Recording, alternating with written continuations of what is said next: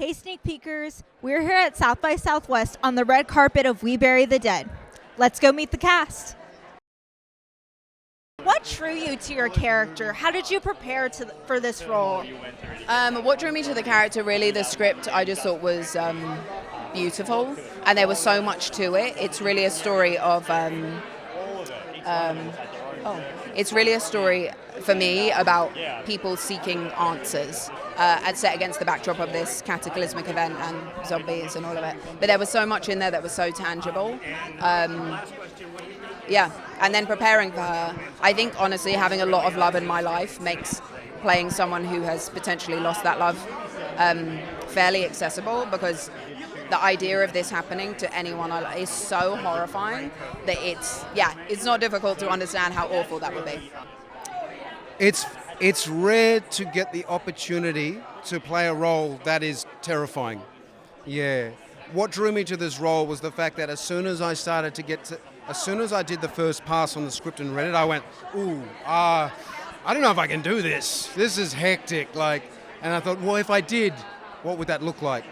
And being given the opportunity to go through that process means I got to find out things about myself as an artist, as a creative, as a professional, that I just wouldn't have discovered without this opportunity. So I feel so blessed that Zach invited me into this world, into this project, and I feel really happy that I came out the other side, saw it and went, oh, I did okay.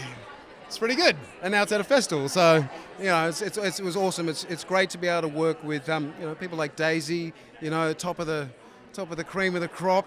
And so a part of it for me is just doing the best I can when I've been given the opportunity, and just learning, never stop learning. So I'm in this space, and I'm just trying to. It's not about ego. It's just me getting out of my way and trying to let the story, trying to honour the story as best I can. Yeah.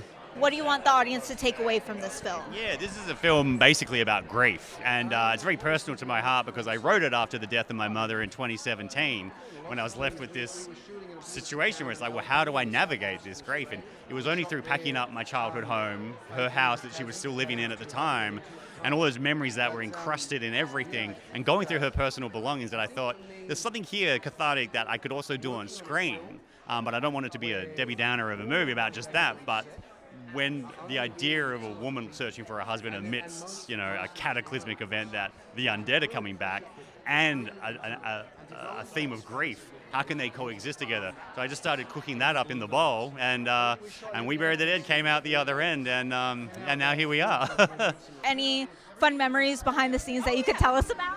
It was, I think, one of the happiest sets I've ever been on. And I've been on happy sets, but it was so joyful, which is weird because I came up with a song which was Sad, Sad Ava. I had a whole tune, I had the whole everything, because the joke was I'd be having a great time and then go into playing this really sad woman. But the process of making this movie was wonderful. I think the Australian film industry is amazing. Our cast and crew were unbelievable. So there was, even though the film, it speaks of grief, the making of it was insane. Every day was memorable. Every day was a challenge. In Australia, you've only got 10-hour shooting days, not 12 like in North America. So every minute counted on this movie. We had zombies, we had dead bodies, we had crashed vehicles, we had so much going on, plus just all the acting stuff. There's just so much to compartmentalize.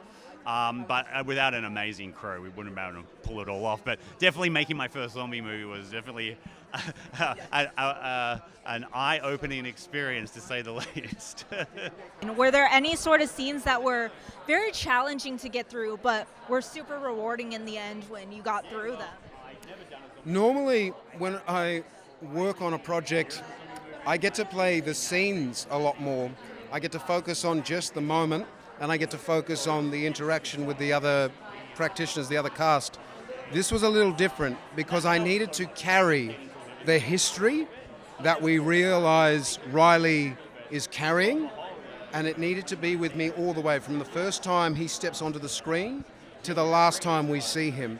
And so, for me it was that was unusual. That was a different angle, and there was just so much pain and so much grief and so much loss for this character, and I just had to make sure I never forgot that. and never got too distracted by the little sort of micro moments taking place as each scene and each space plays out. How was it filming in Australia? So good. We filmed in a little town called Albany. The people were amazing. The community really welcomed us. I had an amazing time filming. Yeah, well, I'm born and bred in Perth, Western Australia, and I made a film there a decade ago called These Final Hours, and that opened up a whole new world to me. And so I hadn't made a film there since then, so it's awesome to bring this one back and do another film in Western Australia and work with the crews that are just so amazing there, and the actors, and like people are just so excited when a movie like this comes their way in WA, and everyone just went above and beyond. So, I'm just so glad I got to make another Australian film. If you could describe this film in 3 words, how would you describe it? 3 words.